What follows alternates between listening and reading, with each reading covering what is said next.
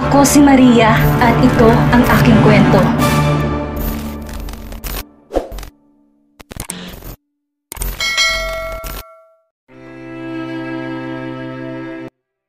Mama!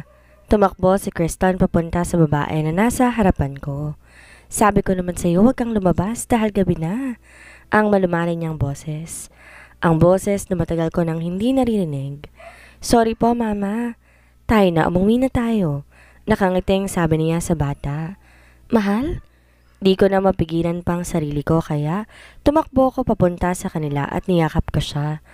Excuse me, mister. Ano pong ginagawa mo? Bakit mo ako niyayakap? Nagtatakang tanong niya sa akin. Hindi mo ba ako kilala? Pasensya na pero hindi kita kilala. Malumari na sabi niya sa akin.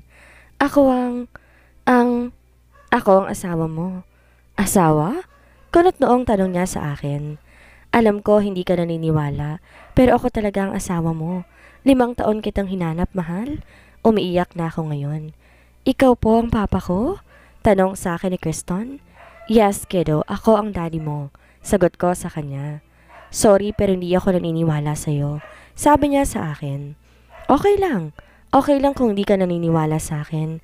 Alam ko na may amnesia ka ngayon kaya hindi mo ako kilala. Pero ako talaga ang asawa mo. Ako si Cairo. Pakilala ko sa kanya. Nakatingin lang to sa akin at di siya nagsasalita. Tumalikod siya at mabilis binuhat ang anak namin. Naglakad siya papalayo sa akin kaya naman sinundan ko siya. Gusto kong malaman nasa ng bahay nila. Thank you, Lord. Umiiyak na bulalas ko habang nakasunod sa mag-ina ko.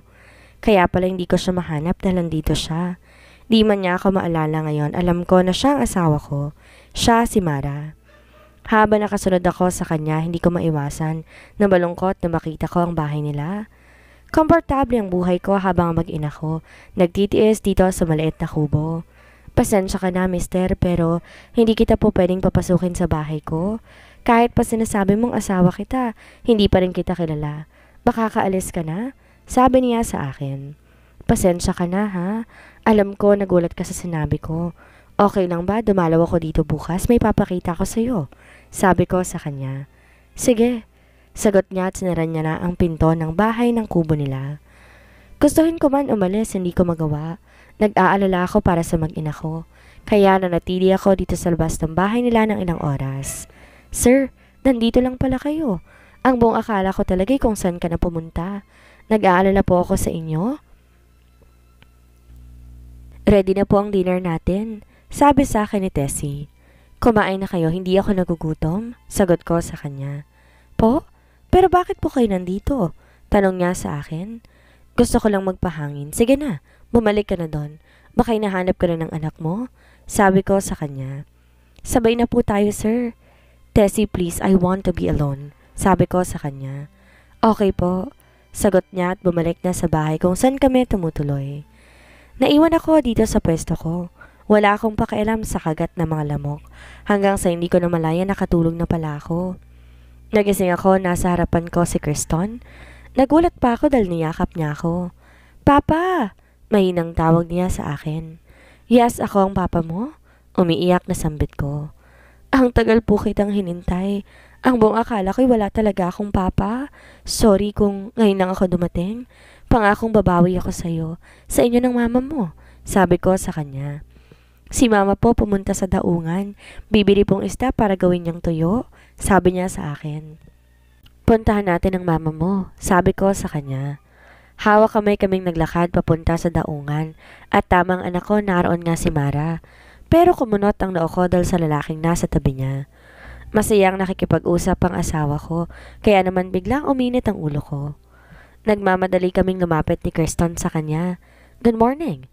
I managed to smile kahit pag gusto ko nang baliin ang leg ng lalaking katabi niya. Kriston, bakit sumama ka sa kanya? Mahinahong tanong ni Mara sa anak namin. Dahil po siyang papa ko. Mabilis na sagot ng anak ko. Alam ko na nagulat ang mga nakakarinig sa sinabi ng anak ko. Totoo ba? Ikaw ang asawa ni Clea? Tanong na isang matanda. Opo, ako po. 5 taon ko na po siyang hinahanap at ngayon nakita ko na siya. Sagot ko sa matanda. Sabi ko na nga at hindi ordinary si Clea. Noong nakita natin siya sa dalampasigan, alam ko na agad eh. Sabi pa ng isang babae. May amnesia po siya, kaya hindi niya ako kilala. Pero kaya ko pong patunayan na ako ang asawa niya. Sa singsing niya may nakasulat na pangalan ko at araw ng kasal namin dalawa. May mga larawan din ako sa phone ko na magpapatunay na ako ang asawa niya. Mahabang litanya ko sa kanila. Clea! Nagulat ako dahil biglang nawalan ng malay ang asawa ko. Mabilis ko siyang binuhat at tinala sa bahay na tinutuloyan namin. May kasama kaming 2 doktor kaya't sinuri nila ang asawa ko. Sir, mas mabuting dalhin mo siya sa ospital? Kagad naman kaming bumiyahe papunta sa ospital. Sinama ko na rin ang anak ko dahil ayoko naman siyang iwan. Malit lang ospital nila dito kaya kagad kong tinawagan si Tito Alejandro para sunduin kami. Tinawagan ko rin sila mommy at tulad ko. Nagulat din sila. Papa, okay lang po ba si mama? Umiiyak na tanong sa akin ng anak ko. Okay lang siya anak. Kailangan natin siyang dalhin sa Maynila para magamot siya. Paliwanag ko sa anak ko. Thank you po papa. Ang totoo po 1 linggo na pong sumasakit ang ulo niya. Ang sabi po niya sa akin sobrang sakit daw po na parang mabibiyak. Nagugutom ka na ba? May gusto ka bang kainin? Tanong ko sa kanya. Opo, kanina pa po ako nagugutom. Kumain muna tayo habang hinihintay natin ang chopper ng lolo mo. Nakangiting sabi ko sa kanya. Lumabas muna kami sa ospital para kumain at pagbalik namin gising na si Mara. Nakatingin lang siya sa akin hanggang sa nakita ko ang pagpatak ng mga luha niya. Mahal, what happened? Natatarantang tanong ko sa kanya. May masakit pa sa'yo, mahal? Nag-aalalang tanong ko sa kanya. Bakit hindi kita maalala? Tama mga sinabi mo na may nakasulat sa singsing ko, pero hindi kita maalala? Umiiyak na sabi niya. Mahal, wag mong pilitin ang sarili mo na alalahanin ako. Pupunta tayo ngayon sa Maynila. Ipapatingin kita doon para malaman natin kung ano ba talagang kondisyon mo. Sabi ko sa kanya. Isama natin si Criston. Hindi natin siya iiwan. Hindi natin iiwan ang anak natin. Sabi ko sa kanya. Sorry kung di talaga kita makilala pero okay lang bang bawasan mong pagiging malambing mo sa akin? Huwag mo rin sana akong yakapin. Baka kasi hindi talaga akong asawa mo. Sabi niya sa akin na kinangiti ko. Okay, I'm sorry kung hinahawakan kita nang walang permiso mo. Salamat. Parang nahihiya pang sagot niya sa akin. Nagugutom ka ba? Gusto mo bang kumain? Kung okay lang sa'yo. Oo naman. Nakangiting sagot ko sa kanya. Lumabas ako para bumili ng pagkain niya. Pagbalik ko ay magana siyang kumain. Binili ko talaga ang mga paborito niya. Ilang oras pang lumipas, nakarating na si Tito Alejandro at kasama niya si Daddy. Anak ko! Umiiyak na niyakap ni Daddy si Mara. Daddy? Nagugulohang tanong niya. I miss you so much, anak ko. Sorry po pero hindi po kita kilala. Okay lang anak, okay lang. Huwag mong pipilitin ang sarili mo. Alam ko maaalala mo rin kami na pamilya mo. Ito na ba ang apo ko? Hello po, Grandpa. Nakangiting bati ni Criston kay Daddy. Kamukhang kamukha mo siya ng gantong edad, sabi ni Daddy.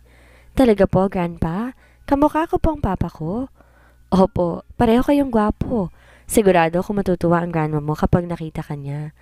Ako rin po. Excited po ako na makilala kayong lahat. Nakikita kong totoong sinasabi ng anak ko. Tinawagan ko na lang ang mga kasama ko at ang sekretary ko. Ang sabi ko sa kanila, ipamigay na nila ang mga dala namin sa mga taga-isla at kung nais naman nilang magbakasyon ay okay lang. Di ko kasi alam kung makakabalik pa ba ako doon. Mas mahalaga sa akin ngayon ipagamot ang asawa ko. Bumiyahe na kami ngayon pabalik sa Manila. Tahimik lang si Mara habang tuwang-tuwa ang anak namin. Huwag mo akong titigan dahil naiilang ako, sabi niya sa akin. Sorry, sabi ko pero nakangiti ako. 5 taon akong nangulila sa kanya, kaya hindi ko talaga maiwasan na hindi siya titigan. Sobrang miss na miss ko siya.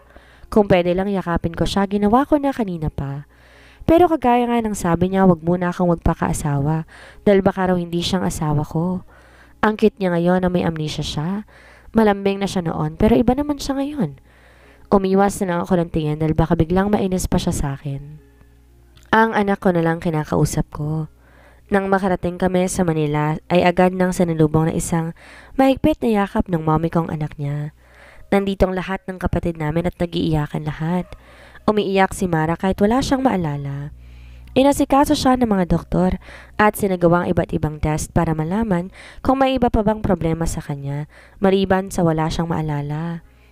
Umuwi na si Mommy kasamang anak namin. Ako ngayon ang kasama niya habang hinihintay pa namin ang test results. Inaantok ka na ba? Pwede ka munang matulog, mahal, sabi ko sa kanya.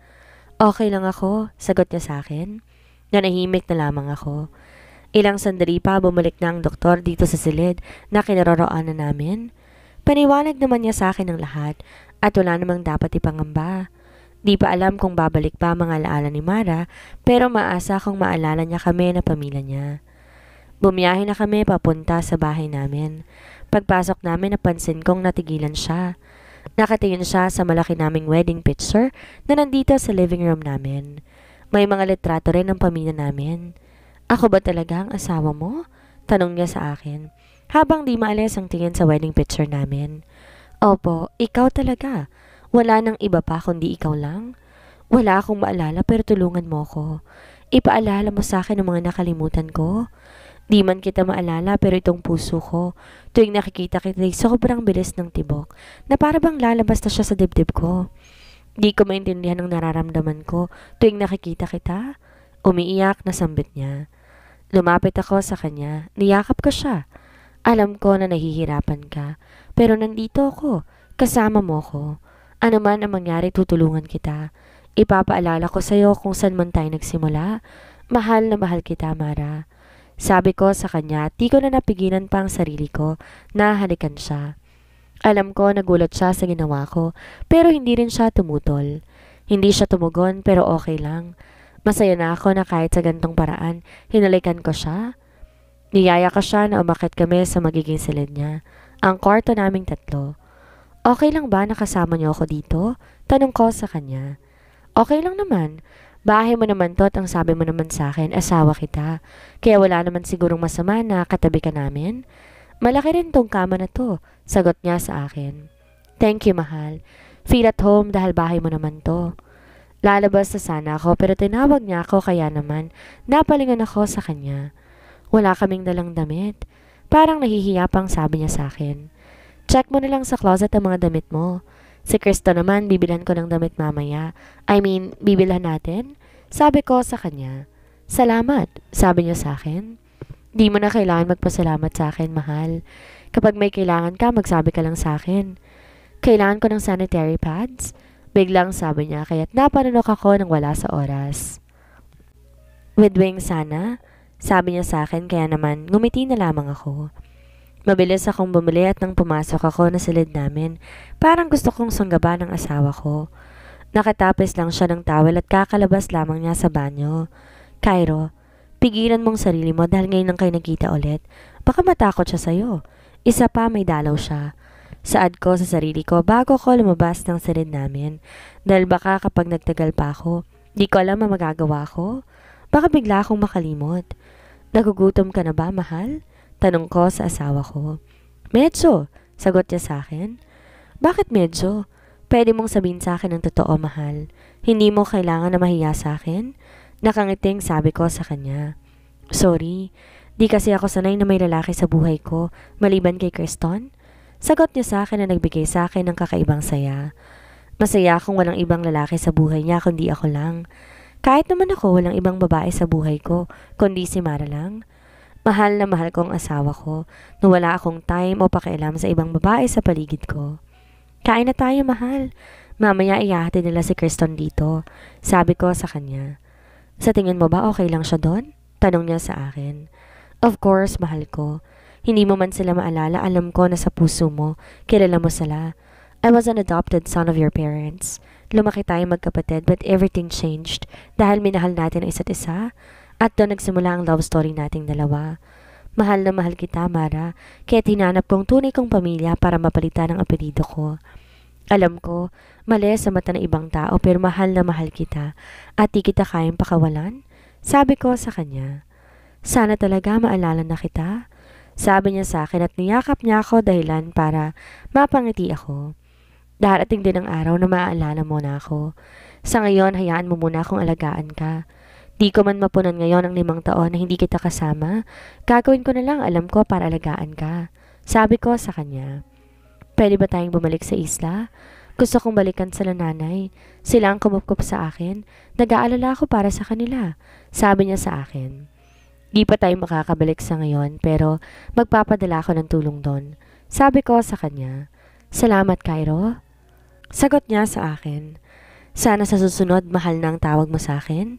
Sabi ko sa kanya, tinila ko na siya papunta sa dining area namin. Sabay kaming kumain dalawa. Napansin ko nahihiya pa rin siya kaya naman tumabi na ako sa tabi niya. Napangiti pa ako dahil namumula na ngayon ang pisngi niya. Lumipas man ng 5 taon, siya pa rin ang Mara ko. Walang duda, siya ang asawa ko. Ang konti ng kain mo. Paborito mo mga to pero ngayon parang ayaw mong tikman. Sabi ko sa kanya at nilagyan ko ng ulam ang plato niya. Mama! Napangiti ako dahil dumating na pala ang anak namin. Kriston! Nakangiting sabi ng asawa ko. Mabilis naman lumapit ang anak namin at hinalikan niya ang mommy niya.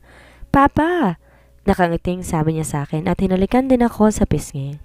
Kuya, aalis na ako? Paalam na rin sa akin. Salamat sa pagkatid sa kanya bro. Di naman na sumagot si Ray at lumabas na dito. Alam kong nagmamadali itong umalis kaya hindi ko na ito inalok pa. Napansin kong nakatingin ang asawa ko sa kakambal niya. Siguro nagtataka siya sa ugali nito kaya napangiti na lamang ako. Noon kasi, para silang mga aso't pusa tuwing nagkikita tayo.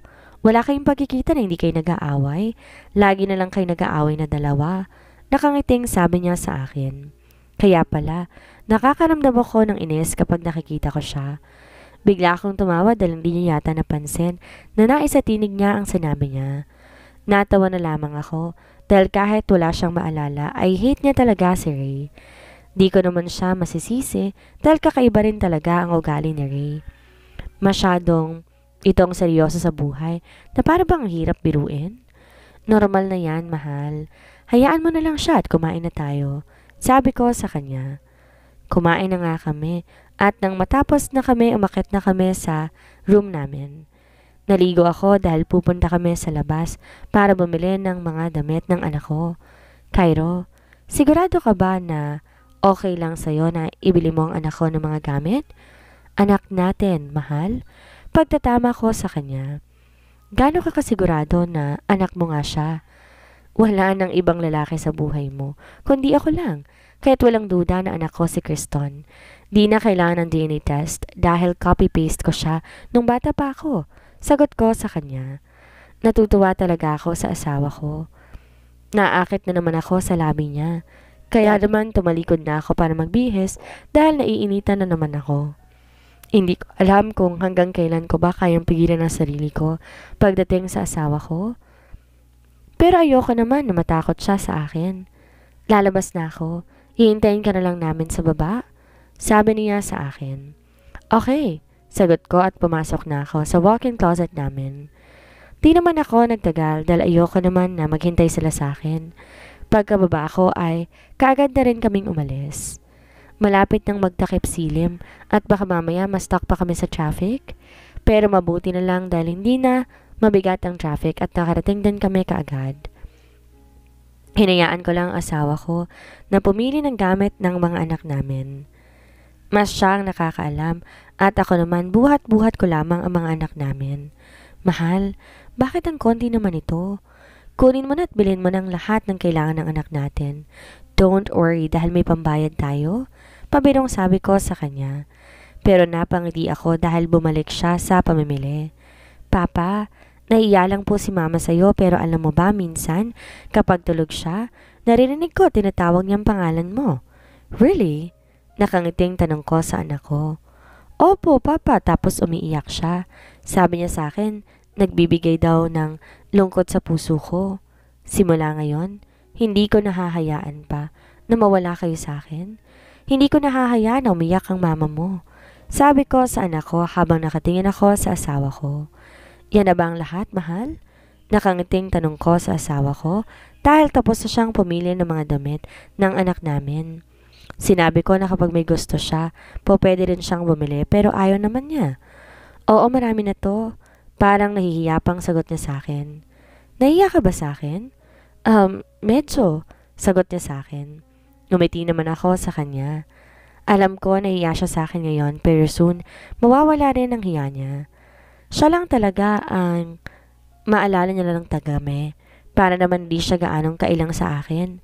Ayoko na ganito siya dahil asawa ko noon ng pinakamalambing na babae na nakilala ko.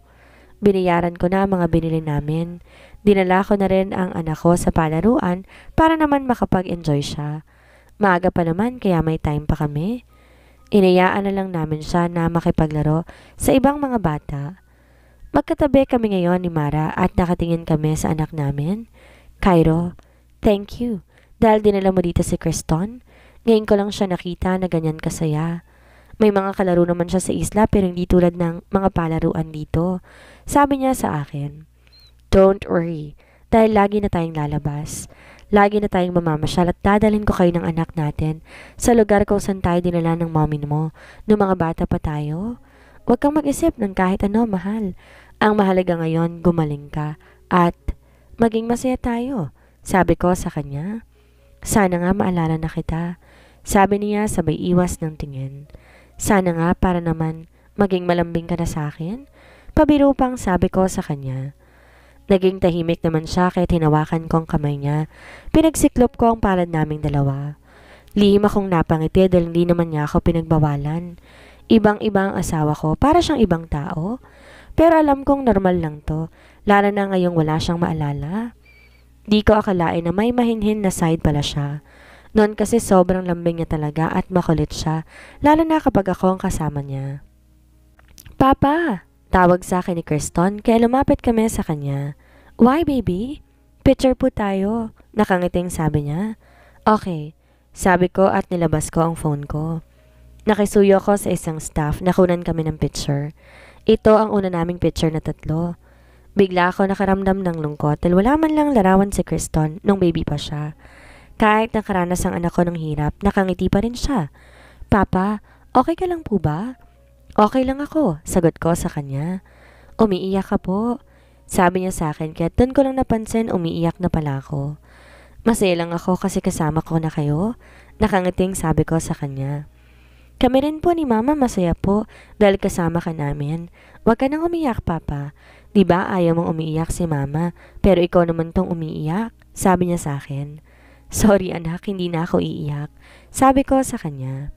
Mama, kiss mo na lang si Papa para hindi siya umiyak. Criston, di ba po hinahalikan mo ko pag sad ako at kapag umiiyak ako? Dapat ganun din po ang gawin mo kay Papa. Sabi ng anak ko kaya naman tumawa ako. Anak, Hindi ko natapos ang sasabihin ko dahil bigla akong hinalikan ni Mara sa pisngi. Akala ko kasi hindi niya gagawin pero bigla na lang niyang ginawa. Okay ka na po ba Papa? Kumindat pa ang anak ko sa akin. Okay na ako baby. Masayang sagot ko sa kanya. Papa, gutom na po ako. Criston, nakakaya sa papa mo. Mahal, okay lang yan. Wala namang mali sa sinabi ng anak natin. Nagugutom siya at normal lang yun. Huwag kayo mahiyang magsabi sa akin ng mga kailangan nyo at gusto ninyo. Sorry.